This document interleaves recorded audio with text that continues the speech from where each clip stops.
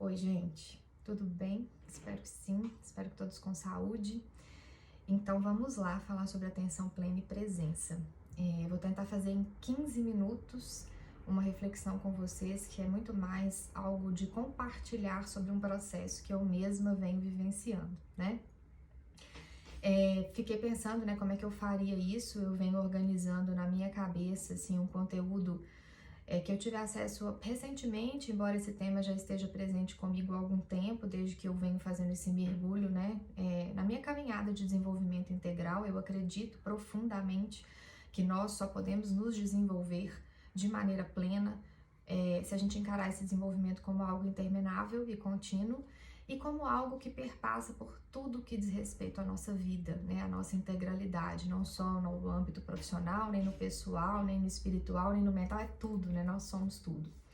Então, tô com esse desafio de fazer aqui uma reflexão com vocês sobre 10 principais pontos que eu venho tentando organizar, assim, como chamados, né, pra gente pensar em atenção plena e presença. Queria compartilhar já uma literatura, eu li a primeira vez esse livro na areia da praia, tô na terceira leitura dele. Possivelmente eu vou visitá-lo por muitas vezes na minha vida. O autor desse livro, espero falar o nome dele corretamente, é o Thich Nhat Hanh, né? Que é uma referência, muitos devem conhecê-lo. É um mestre zen budista, um poeta, um autor, e ele sintetiza muita coisa nesse pequeno livrinho. E eu gostaria de beber dessa fonte e de algumas outras, né, que eu venho mergulhando para compartilhar esses 10 pontos com vocês. Então vamos fazer caber em 15 minutos. Tô com uma cola aqui para que eu garanta, né, que nenhum desses pontos fique para trás. Eu tento me preparar bastante para falar sobre algum tema. Isso para mim é uma vulnerabilidade aqui, né, que eu tô trazendo, trazer uma colinha para cá, mas eu acho que em nada isso pesa contra a autenticidade daquilo que eu vou tentar trazer para a gente pensar juntos. Vamos lá. O primeiro ponto, né, sobre atenção plena e presença é que eu vejo, sei que vocês também veem isso, que existe uma romantização de uma vida agitada, de uma agenda lotada, de não ter tempo, não ter pausas, muitas vezes não cuidar, inclusive da saúde física, mental, espiritual, de não ter tempo para se alimentar. Se você, como eu, acredita que isso não é qualidade, né, da existência, que isso não nos proporciona sustentabilidade das nossas ações, então talvez faça sentido os próximos passos aqui que eu vou tentar trazer pra gente pensar junto. Bom, o primeiro deles, o Thich fala muito isso no inicinho do livro, assim, sobre a respiração, né? Ele traz um chamado assim, respire, você está vivo. E é impressionante porque, obviamente, né, a gente respira, a gente está vivo, inclusive a gente está vivendo uma pandemia que nos traz uma reflexão profunda a respeito do respirar, né, porque ela compromete as nossas vias respiratórias e existe uma série de mensagens que a gente poderia tentar explorar a respeito. Eu não quero me aventurar nisso, mas o que eu quero dizer é, de fato, nós não prestamos atenção no quão restauradora pode ser uma respiração consciente. Então, o chamado é: preste atenção no seu respirar. Em alguns momentos isso pode trazer um conforto absoluto, né? E é algo que pode ser feito em qualquer lugar. Então, a respiração consciente é o primeiro passo, né, para uma atitude meditativa, que a gente vai falar daqui a pouco, mas é algo que pode ser feito em qualquer lugar. Prestar atenção à respiração, ter na respiração uma fonte de prazer, de acalentar mesmo as nossas ansiedades e angústias, é bastante interessante, é uma prática bem simples e nos chama para a atenção e para a presença. Segundo ponto, a gente só está vivo no agora. Isso é algo que a gente precisa trazer para a nossa consciência também. O passado não existe, o futuro não chegou, e quando a gente perde de vista que o único momento em que nós podemos agir é o agora, a gente se deixa levar por uma série de sofrimentos e angústias do passado, a gente se pergunta se a gente vai ter os elementos necessários para lidar com o futuro e a gente perde o único momento em que nós temos esfera de ação, que é o agora. Então, trazer esse ponto para a nossa consciência, né, faz com que a gente consiga se policiar um pouquinho sobre esse excesso de passado e esse excesso de futuro e talvez pouco do presente, que não tem esse nome à toa, né? Bom, terceiro ponto, pensar menos. Poxa, mas como assim, né, pensar menos? Sim, pensar menos. A gente tem uma tendência, né, à racionalidade. A nossa sociedade é muito mental, mas muito do que a gente pensa não é propriamente útil, se a gente for pensar. Se a gente for pensar, não, se a gente for sentir. Muito do nosso pensamento, ele não traz pra gente resultados objetivos, né? A gente pensa bastante, a gente tem muita habilidade de planejar a nossa vida, mas talvez a gente tenha exercido pouco a nossa habilidade de viver a nossa vida. Então, esse convite para pensar menos pode parecer contraditório, mas ele é importante. Esse esvaziamento, né, da racionalidade, ele faz com que a gente esteja um pouco mais aberto ao presente. E eu falo isso muito para mim, porque eu sou muito mental. Eu penso, isso cansa. A gente não tem um botão de liga e desliga. Então, é muito relevante trazer esse aspecto também para nossa consciência, para nossa reflexão. Será que eu estou dedicando a minha energia a pensar sobre algo que vai me trazer um benefício, um resultado, ou eu estou pensando sobre o pensamento, isso me traz um cansaço e esse cansaço me traz ausência do momento presente. O próximo ponto é a meditação. A meditação pode parecer uma prática super distante, né, da nossa vida, e às vezes é muito difícil mesmo meditar. O Tich traz nesse livro um exemplo de uma situação que eu achei tão interessante. Ele disse que ele estava num aeroporto, 4 horas de voo atrasado, e ele falou, vou meditar aqui. Ele fala muito sobre sentar-se e meditar, né? Porque a gente idealiza o momento da meditação como uma sala organizada, com tapete, um incenso ou na yoga. E meditar pode ser feito em qualquer lugar, né? Começa lá com o que eu trouxe da respiração, e vai, né, de um esvaziamento mental para que a gente esteja focado naquele momento, no momento presente, a respiração nos orientando, né, a manter a nossa mente serena, vazia e vivenciar o momento e a experiência da meditação em si. E ele conta que ele estava nesse aeroporto, voo atrasado, o que ele fez? Ele falou, vou sentar e vou meditar aqui. E é claro, né, ele tem uma prática extensa que permitiu que ele fizesse essa prática de meditação também ali naquele contexto, mas o que eu queria dizer é, ele traz para nós a possibilidade de meditar em circunstâncias diversas, né? Em mergulhar na nossa própria respiração em qualquer lugar. Trazendo, claro, né, a sensação de estar sentado meditando faz com que a gente tenha uma maior estabilidade, mas é uma prática que pode ser feita em menor ou maior escala, a gente pode começar de algum jeito, então eu acho que esse é muito o convite. O próximo ponto é sobre as tarefas diárias. Quantas e quantas vezes a gente vai para o trabalho e volta e fala, gente, eu não observei nada do caminho, esse carro é ensinado, porque eu nem sei como é que eu cheguei lá. Então, a gente precisa botar nossa atenção nisso. É aquela coisa de fechar a porta sabendo que eu fechei a porta. Porque se eu fecho a porta e me pergunto, opa, eu fechei a porta, ou seja, eu não estava presente ali fechando a porta. Tem algumas coisas do nosso dia a dia, como, por exemplo, se alimentar, né, tomar um banho, que podem ser uma fonte imensa de exercício da presença e da atenção plena.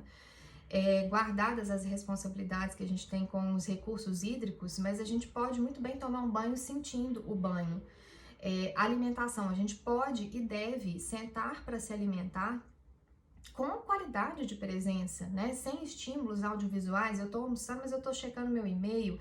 Eu tô almoçando, mas tem uma TV aqui na minha frente, então eu não estou me alimentando, né? Eu não estou exercendo a presença diante dessa dádiva que é a gente poder se alimentar. E até as tarefas diárias que muitas vezes parecem chatas, como, por exemplo, arrumar a casa, né?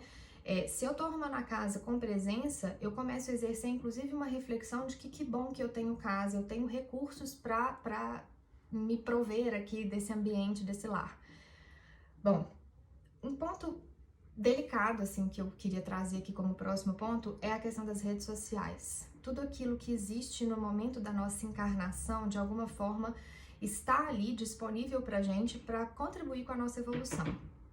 Eu nem quero me alongar sobre isso, porque isso poderia virar por si só um outro vídeo, mas a grande questão é o quão protagonista você é no exercício do seu livre-arbítrio de acessar redes sociais ou outros estímulos audiovisuais. O quanto você domina o seu acesso e o quanto o seu acesso está dominando você.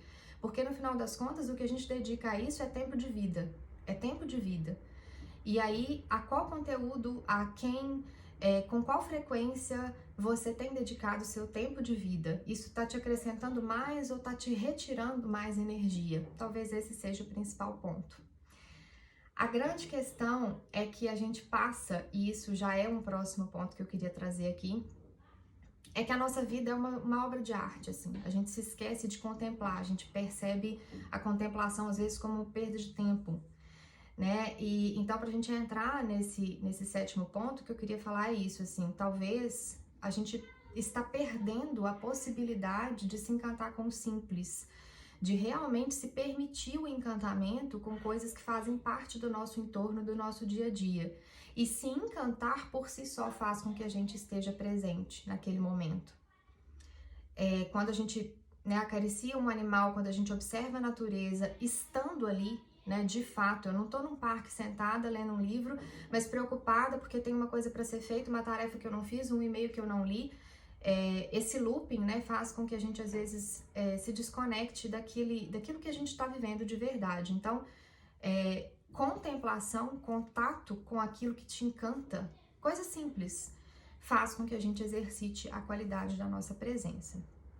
O próximo ponto, que eu achei bem bacana também, que eu tive acesso aqui nesse livro, se chama Sem Cirurgia, né? O que o Tite traz é uma reflexão sobre a gente tem uma percepção ocidental que está até muito na medicina, eu estou fazendo, obviamente, uma analogia, né? Em extirpar aquilo que está ruim, aquilo que não faz bem.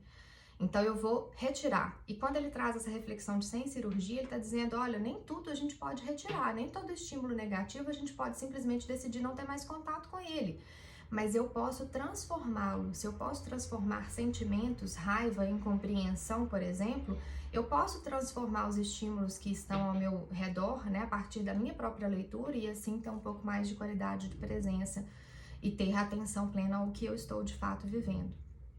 O oitavo ponto é sobre performance. Nunca se falou tanto sobre performance, nunca se praticou tanto um ambiente que mina a performance. Se a gente olhar para a qualidade de presença como um catalisador da criatividade, a gente certamente vai entender que faz muito sentido realmente estar presente onde estamos. O penúltimo ponto é sobre olhar em profundidade. Eu tô aqui pensando, né, em como tratar disso de maneira tão breve, mas olhar em profundidade significa eu não contemplo o rio apenas, eu sou o rio, né? Isso está aqui nesse livro também, eu achei bem lindo, assim. Nós estamos numa era de estímulos rápidos, voláteis, que o tempo inteiro chegam pra gente curtinhos ali, rápidos demais, e passam, e passam, e passam. Mas pra gente compreender algo, a gente precisa se aprofundar. E essa é a reflexão que eu acho que é importante a gente fazer. O quanto de nós a gente se dedica para se aprofundar naqueles temas que de fato merecem a nossa atenção. E o último ponto é sobre autocuidado. Permitir-se autocuidado. Talvez a gente nunca tenha falado tanto sobre autocuidado, não tenha tido tanto acesso a práticas relacionadas ao autocuidado. Mas será que a gente se permite de fato cuidar da gente mesmo? Será que a gente reconhece quais são aqueles aspectos que de fato estão doendo e roubando a nossa atenção e a nossa presença? E a gente se permite de fato cuidar desses aspectos? Porque se eu tô na terapia, mas eu não tô, eu tô pensando em outra coisa. Se eu tô, né, na natureza, mas eu não tô, eu tô pensando em outra coisa. Isso não é se cuidar, né? Isso é justificar que algo está sendo feito de maneira objetiva, mas talvez a qualidade de presença e atenção plena esteja muito mais em sentir, né? Em se permitir sentir. Então era muito isso que eu queria trazer. O tempo é muito curto. Eu espero que de alguma forma contribua com você. E, enfim, é uma jornada, né? Uma jornada de vigilância constante, de dedicação, de energia constante, mas que eu entendo que vale muito a pena, porque, como eu disse, se tem uma coisa que a gente tem como patrimônio, né, da nossa existência, da nossa passagem por esse planeta, é o nosso tempo. E onde a gente coloca o nosso tempo está a nossa vida. Então, se nós não estamos onde estamos, se nós estamos, mas estamos sempre preocupados e tensos, né, a nossa existência está passando e a gente não está se permitindo viver os momentos que estão ali diante de nós como grandes presentes e oportunidades para que a gente se desenvolva em todas as esferas, né? Então era isso. Muito obrigada, um grande beijo em todos.